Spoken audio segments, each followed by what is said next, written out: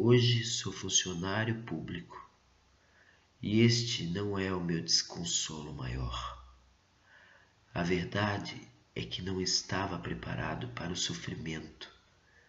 Todo homem, ao atingir certa idade, pode perfeitamente enfrentar a avalanche do tédio e da amargura, pois desde a meninice acostumou-se às vicissitudes através de um processo lento e gradativo de dissabores. Tal não aconteceu comigo. Fui atirado à vida sem paz, infância ou juventude. Um dia dei com os meus cabelos ligeiramente grisalhos no espelho de um restaurante. A descoberta não me trouxe espanto algum, nem tampouco admirei quando, ao levar a mão ao bolso, dele retirei o dono do estabelecimento. Este sim encheu-se de perplexidade e me perguntou apavorado como podia ter feito aquilo. O que poderia responder nessa situação uma pessoa que nem ao menos encontrava explicação para sua presença no mundo? Disse-lhe que estava cansado, nascera cansado e entediado. Sem meditar na minha resposta ou fazer outras perguntas, ofereceu-me um suculento almoço e passei daquele momento em diante a divertir a freguesia da Taberna Minhota com os meus passes mágicos. Todavia o homem não gostou da minha prática de oferecer aos espectadores almoços gratuitos, que eu fazia surgir misteriosamente de dentro do paletó. Considerando não ser dos melhores negócios aumentar o número de fregueses sem um consequente acréscimo nos lucros, apresentou-me a um empresário de parque de diversões que, posto a par das minhas habilidades, propôs levar-me consigo. Antes, porém, foi advertido, muito judiciosamente, que se prevenisse contra as minhas facécias, pois não seria estranho que eu cismasse em distribuir gratuitamente ingressos para os espetáculos. Contrariando os prognósticos do primeiro patrão, o meu comportamento no circo Parque Andaluz foi exemplar. As minhas apresentações em público não só fizeram delirar multidões, como deram fabulosos lucros ao empresário. A primeira reação da assistência era de repulsa pela minha figura magra, alheia a qualquer entusiasmo. Depois, quando, sem querer ou saber porquê, começava a extrair do chapéu cobras, lagartos, coelhos, os assistentes ficavam frenéticos. O último número, sobretudo, constituía uma autêntica sensação. Eu fazia surgir por entre os dedos um gigantesco jacaré, que pelo seu exagerado tamanho devia ser um crocodilo. O empresário, homem viajado e teimoso, dizia que não, e o número ficou sendo o do jacaré. Em seguida, pegando o animal pelas extremidades, apertava-o nas mãos, transformando-o numa sanfona, e encerrava o espetáculo tocando no instrumento o hino nacional da Cochinchina. Os aplausos estrugiam de todos os lados, sob meu olhar indiferente, distante. O proprietário do circo, que espreitava de longe, danava-se com a indiferença pelas palmas que recebia, notadamente quando elas partiam das criancinhas louras que me iam aplaudir nas matinês de domingo. Por que me emocionar, se não me causava nenhuma pena aqueles rostinhos inocentes que deveriam passar ainda por todos os sofrimentos que acompanham o amadurecimento dos homens? O que eu poderia, e nem isso eu fazia, era observá-las com ódio, em virtude de possuírem tudo o que eu ambicionei e não pude ter, um nascimento e um passado. Com o crescimento da popularidade, a minha vida passou a ser insuportável. Cansava-me. Às vezes, de acordo com o hábito que adquiri, estava sentado em algum café, olhando cismativamente os transeuntes que passavam na rua, quando, sem ter consciência do que estava fazendo, arrancava do bolso um coelho ou um pombo.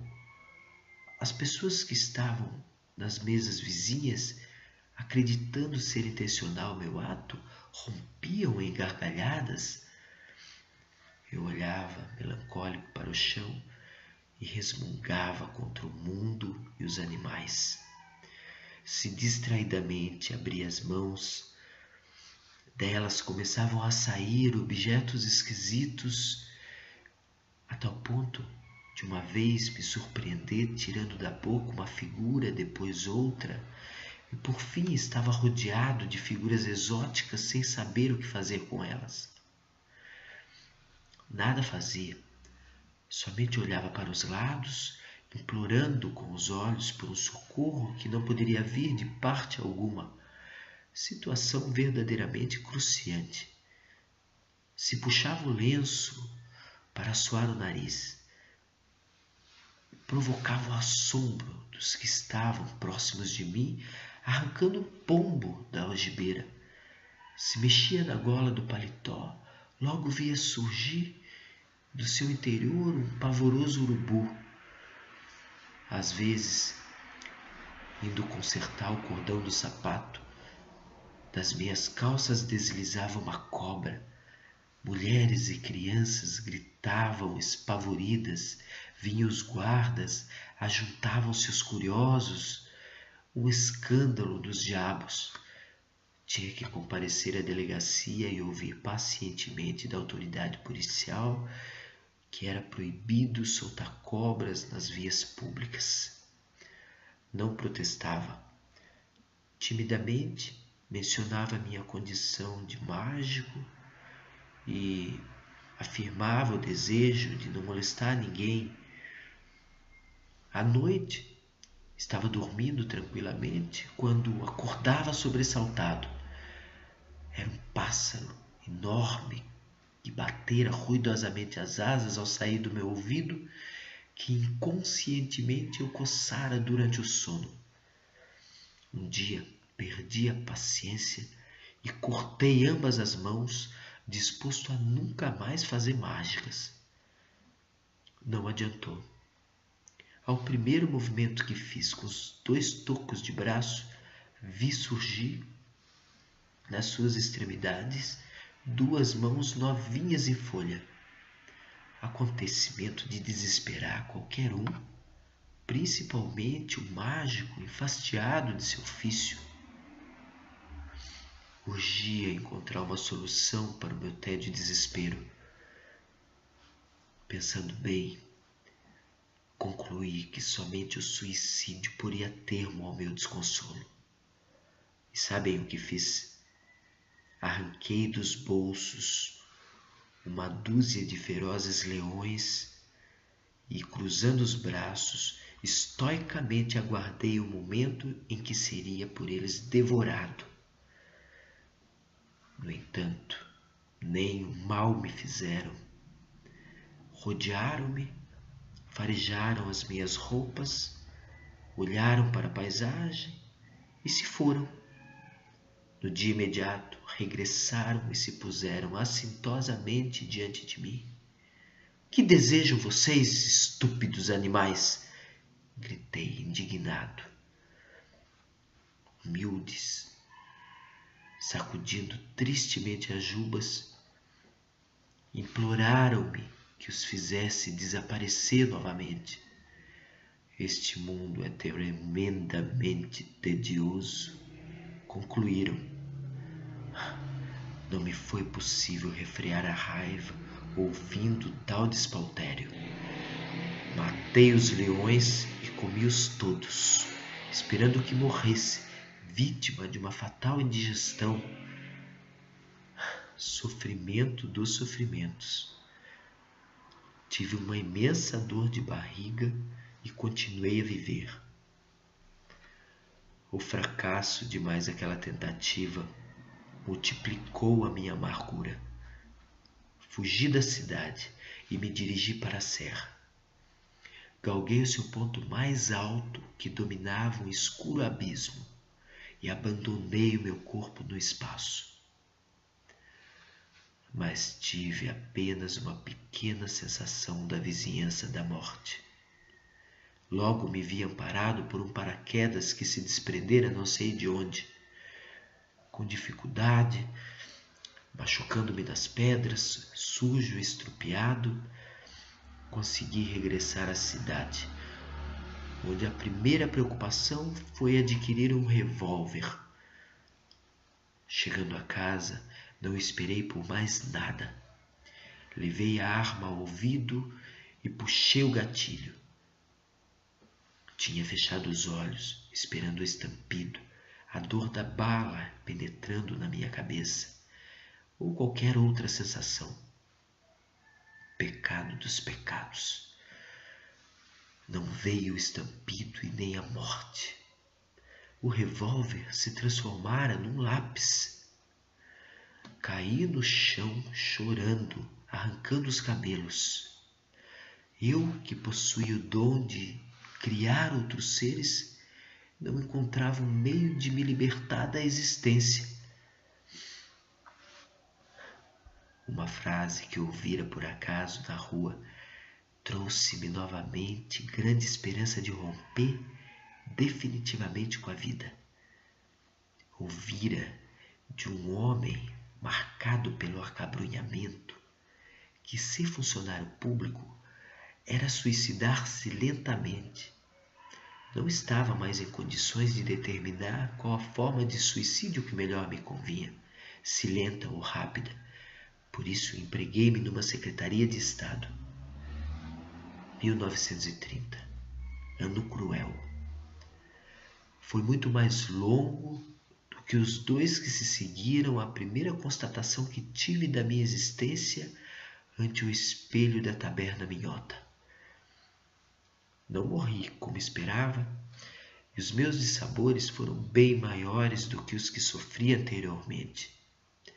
Quando era mágico, pouco lidava com os homens. O palco me distanciava deles. Agora que vivia em constante contato com os meus semelhantes, precisava compreendê-los, disfarçar o horror que sentia contemplando suas faces. Pior que, sendo diminuto o meu serviço, via-me frequentemente na contingência de permanecer horas e horas à toa, e o ócio levou-me a revoltar-me contra a falta de um passado. Por que somente eu, entre todos os que viviam sob os meus olhos, não tinha alguma coisa para recordar?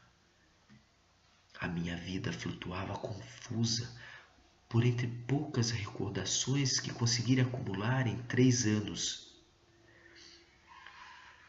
A paixão que me veio por uma funcionária que trabalhava na mesa fronteira minha distraiu-me um pouco do enervamento que me torturava.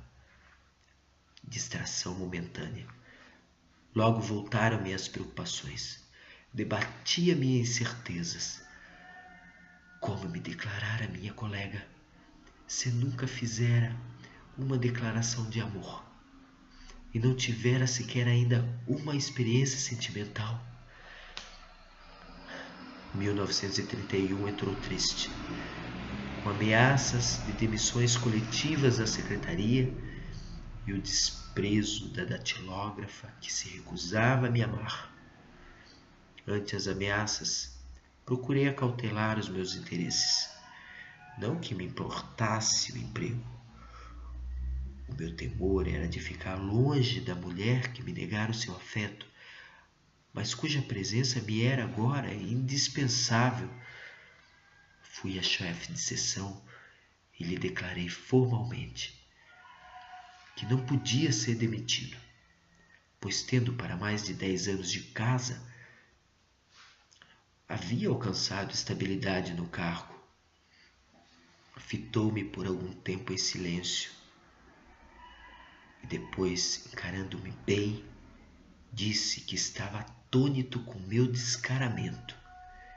Nunca poderia supor que alguém com 1 ano de trabalho tivesse a ousadia de afirmar que tinha 10.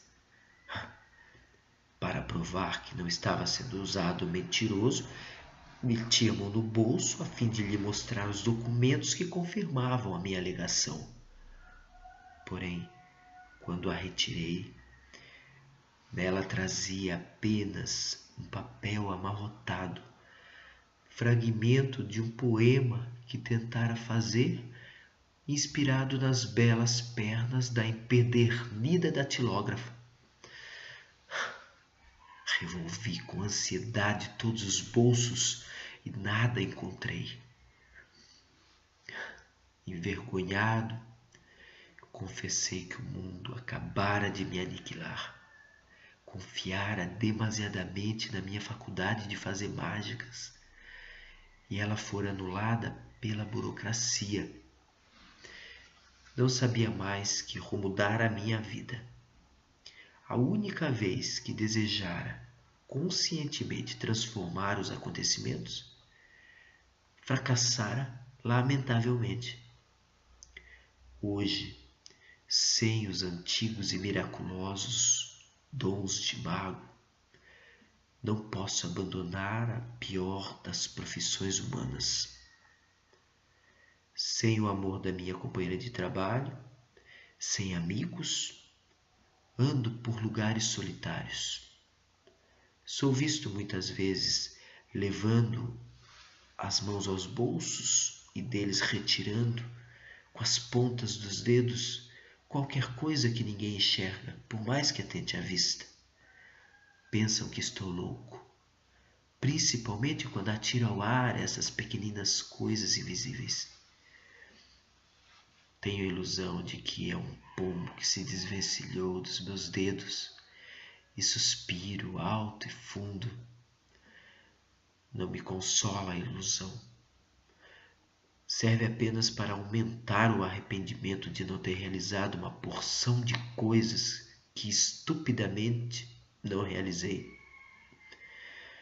Imagino como não seria lindo arrancar do corpo lenços vermelhos, azuis, brancos e negros, encher a noite de fogos de artifícios, erguer o rosto para o céu e deixar que pelos meus lábios saísse o maior dos arco-íris jamais visto, um arco-íris que fosse de um extremo a outro do mundo e cobrisse todos os homens. E os aplausos irrompendo de vários pontos da terra, os aplausos dos homens de cabelos brancos, das louras criancinhas. Como eu amo agora as criancinhas. O ex-mágico da Taberna Minhota, Murilo Rubião.